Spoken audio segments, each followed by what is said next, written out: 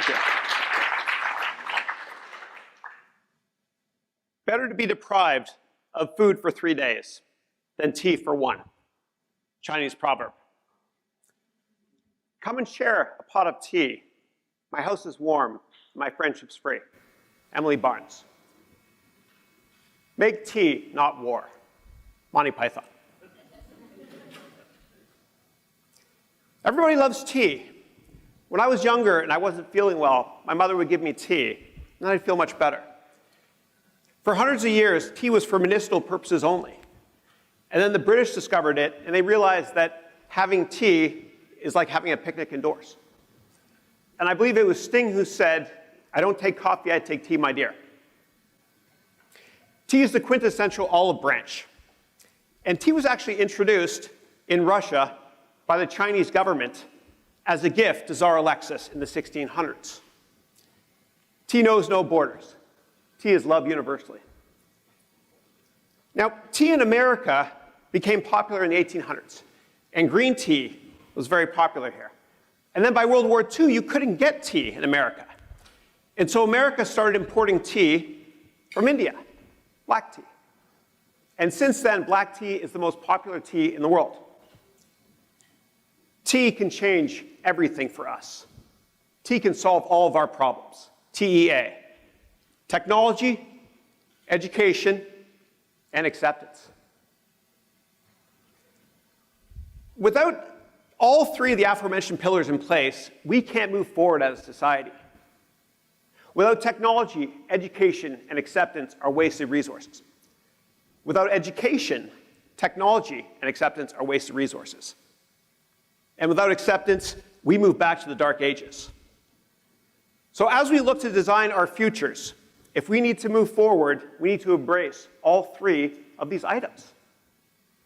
And I'm incredibly excited about the future. If we embrace tea, again, we will solve all problems. Now, at the root of this secular growth shift is the primary catalyst of cloud computing. And I'll explain what I mean by this. In 2005, Amazon created something called Amazon Web Services, which is the most important technology platform the world has ever seen. And Jeff Bezos cut the pricing point of Amazon Web Services more than 50 times since 2005. Now, if we compare and contrast this with Microsoft Windows, Microsoft only cut the pricing point of Windows 3 times going back to the 1980s. And so what's happened is a lot of companies have been running all of their technology processes off of Amazon Web Services. And these companies wouldn't exist today if it wasn't for it. What does this mean for education? Well, these technology companies would not exist today. They wouldn't be profitable. These charities wouldn't even exist if it weren't for cloud computing or commensurate services like Amazon Web Services. And so I believe that capitalism and deflation can fix education. Now let's go back to the 1980s. Everybody loves the 80s, right? And probably the most important event of the 1980s was the fall of the Berlin Wall. A barrier came down. And one of my fondest memories of the 1980s was when the late, great Ronald Reagan gave the most empowering speech. And he went off script, and he said a couple of words that changed the world. He said, "Mr. Gorbachev, tear down this wall." And the wall came down. And it was Alan Greenspan at the time that said the reason we had such incredible, prosperous economic growth in the 1990s without inflation and with low interest rates was because this barrier came down. And when the Great Wall fell, the Berlin Wall fell, what happened was you had a lot of very intelligent and well-educated Eastern European labor moving west, right? And that kept inflation in check. There are significant issues when we build walls. In 1948, in Berlin, Allied nations had to fly literally 200,000 planes over Berlin and drop basic necessities, food and water. Well, I believe that another basic necessity is the right to education as well. And I'm worried that as more people get access to online education, more firewalls will be built. We're building more walls. There's a solution to this. I'll talk about it in a couple minutes. Okay, I've taken you to the 80s. Let's now go to the 90s, which was another great decade. And because the Berlin Wall fell in 1989, the top earners in the 1990s were traders, bond traders and equity traders. And I think that teachers are going to be the bond traders of the future. I think that teaching is the most scalable business model there is out there. Think about it. If you're a doctor or, God forbid, a lawyer, you can treat one patient at a time. If you're a teacher, you can teach students in over 190 countries at the same time. It's scalable. And so a lot of people want to teach, a lot of government officials, business executives. But quite often they say, I'll teach later in my career. And what they're not saying is they can't make enough money doing it. And I love teachers because teachers are very passionate about what they do. They don't do it for the money. And that's a beautiful thing. But now, everybody can teach, right? You've got the economic incentive in place. And so in the future, there's going to be many, many more people with practical skills that will be teaching. And so there's a pot of gold at the end of the rainbow, and it's about time teachers get compensated. And so I'm very excited to be part of this movement. So get ready for the multi-decade EdTech secular growth opportunity. Now, I've talked a bunch about the teacher. I want to talk about the student now. What a great time to be a student. You get access to all this incredible stuff online at very low prices. And the amazing thing now about being a student or a child in the middle of almost every continent is you've got more power in your cell phone. You got more access to information and faster access to information than Bill Clinton did in the 1990s.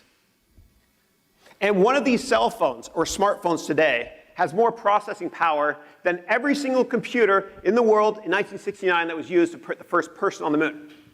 And there's 2 billion of these things. How could you not be excited about this?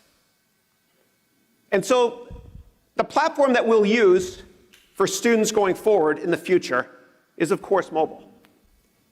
And the future is now. It's time. It's time for the democratization of education.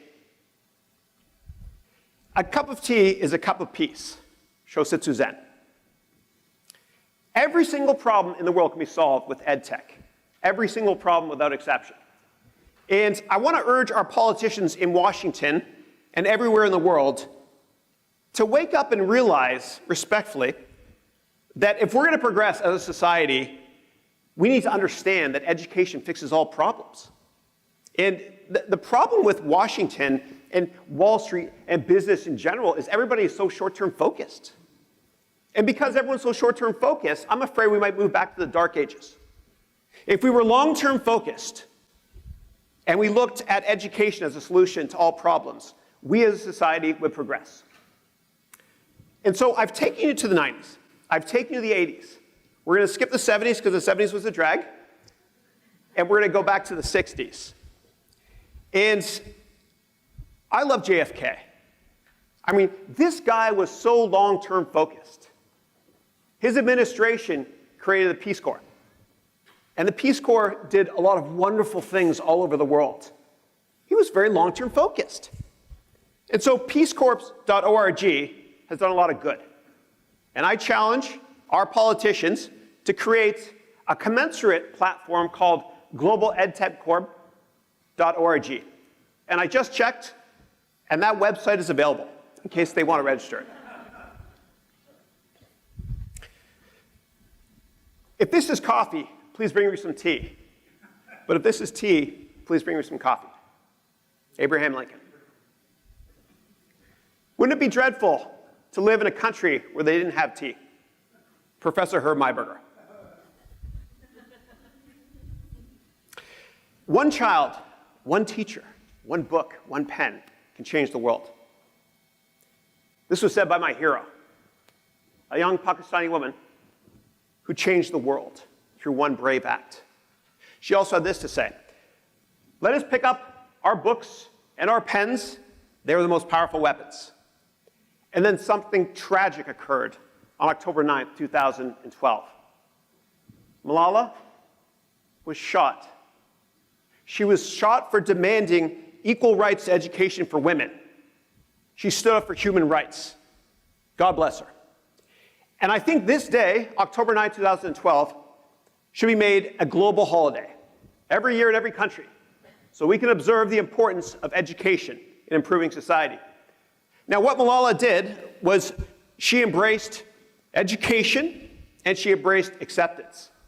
Imagine what we can do if she embraces technology as well and adds it to her repertoire. What would result is peace and love in every country, in every city, in every house in the world. It takes one person to stand up and change the world. One person. I don't believe in sending troops overseas to fight wars we can't win or understand. I believe society can change from within. And Malala is one person. I think we're going to get to a point where there's thousands and millions of Malalas rising up, using YouTube and using technology to change the world from within. This can happen if we allow it to. And so we all have the right to water. Nobody owns it. We all have the right to air. We all have the beautiful right of freedom of religion. We can coexist together. But there's one more thing I think that's just as important as these three aforementioned fundamental rights, and that's the right of unfiltered education for everybody, globally. Thank God for tea. What would the world do without tea? How did it exist? I'm glad I was not born before tea. Reverend Sidney Smith. Come, let us have some tea and continue to talk about happy things. Rabbi Podak. I want to talk about tea in government. I want to talk about tea in humanitarian efforts. I want to talk about tea in Facebook. A lot of people don't realize that Mark Zuckerberg had a big part to play with the Arab Spring. My heroes that started the Arab Spring include Walid and Jawad Nabulsi, who's a good friend as well. And what happened was Walid and Jawad and their friends, they created a Facebook group pro-human rights. And at that time, you were only allowed to have 5,000 people in each Facebook group. And then Mark Zuckerberg found out about this, and God bless him, he lifted the cap. He lifted the cap, and all of a sudden, you had hundreds of thousands of people marching in Cairo.